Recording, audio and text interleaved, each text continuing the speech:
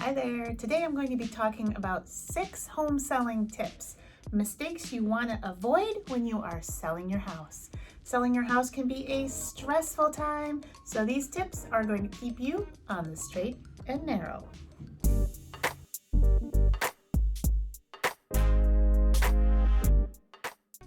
Hey there, my name's Emily Farber and I'm a realtor with Lubbock Krieger Realtors in Iowa City, Iowa. Thanks for joining me. If you're thinking about selling your home, you need my home seller's guide. It is free and it is full of all kinds of awesome goodies to help you in the preparation of selling your house.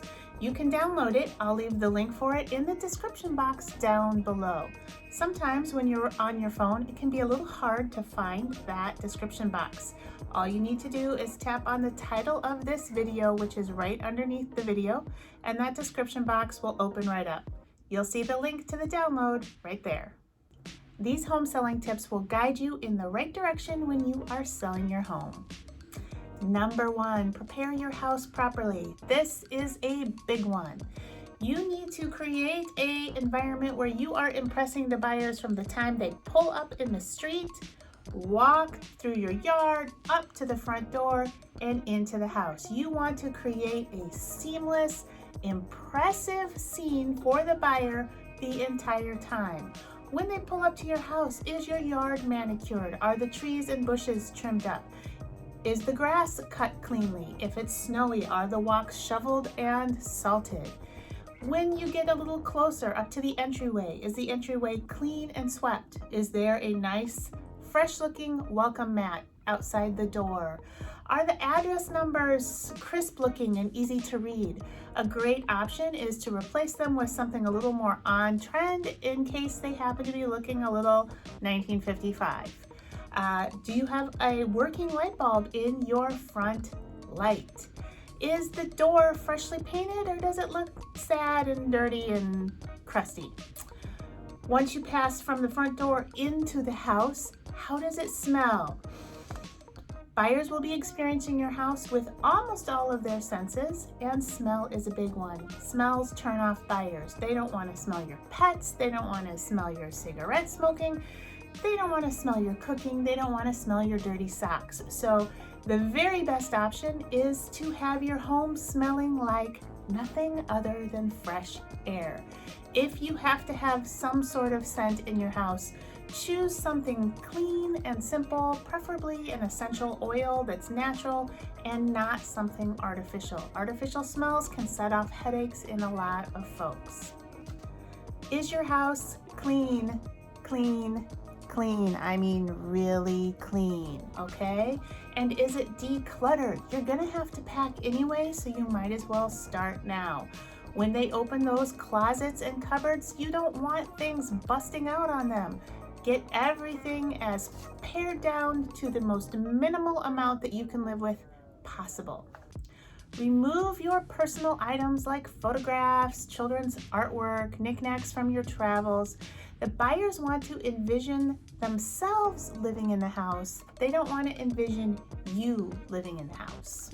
Now is the time to take care of any minor repairs that buyers will notice. Things like a doorknob hole through the drywall, walls that need to be painted, they're just looking a little shabby, the caulking along your tub or behind your kitchen sink, a broken light fixture.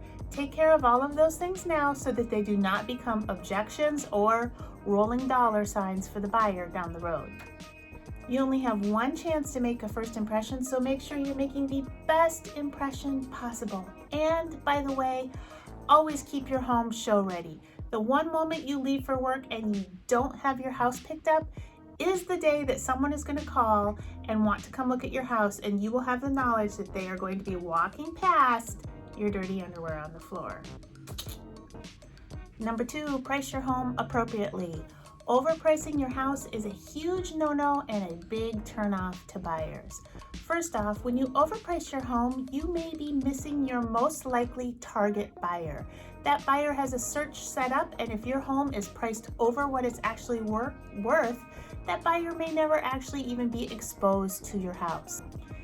If you're lucky enough to get a buyer into your overpriced home, he or she is likely just going to think, I think I'll wait for the price to drop. Guess what happens while they're waiting for the price to drop? Other listings come on the market, they get distracted, they go off and they start considering those other listings, and your house becomes stale news. Remember, you are the only one who's thinking about your house every day.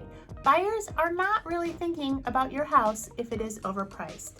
The only buyers who are thinking about your house every day is the one who's already written you an offer and is looking forward to moving in.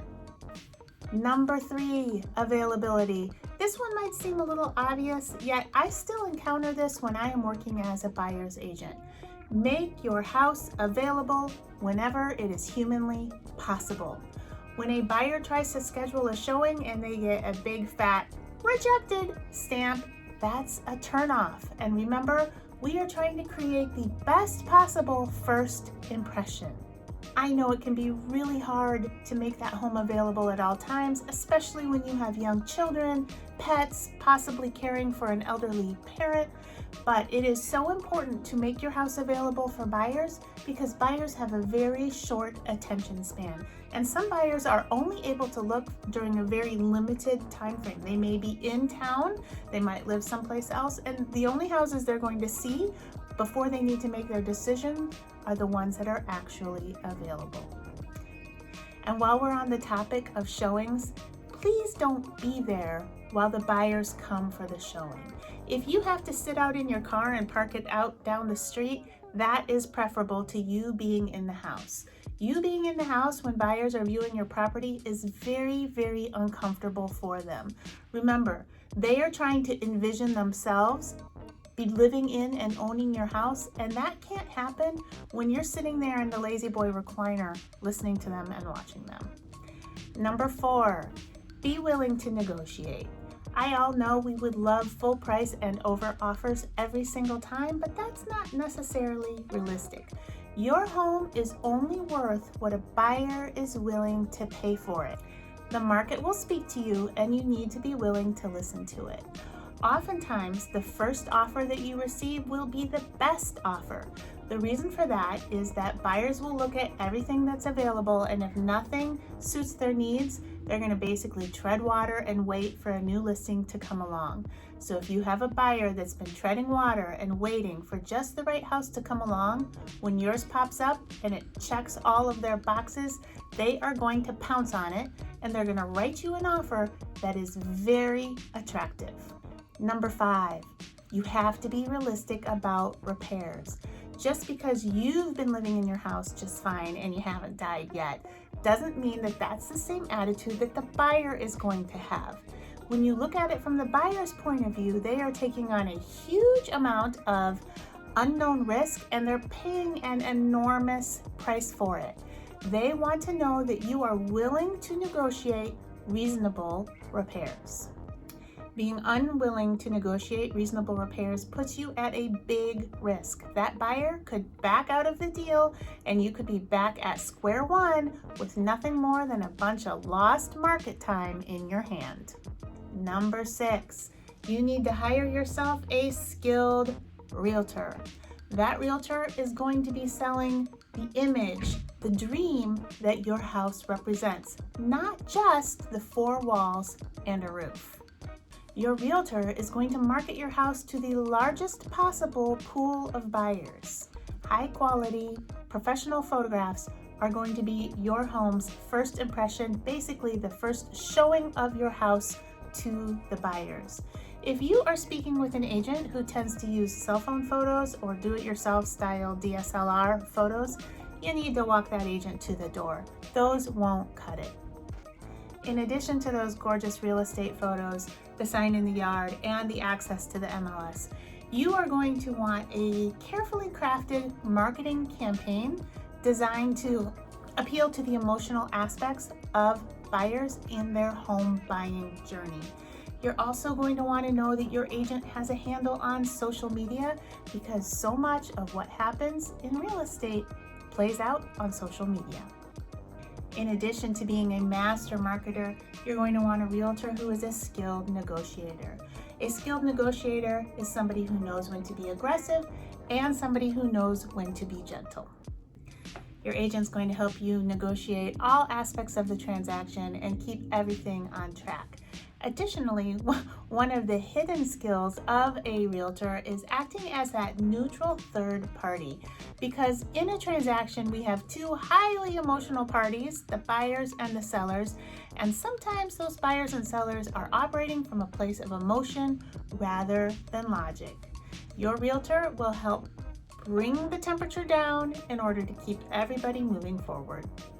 Hey, thanks so much for joining me today with 6 home selling tips, mistakes to avoid when you are selling your house. I hope you've enjoyed it.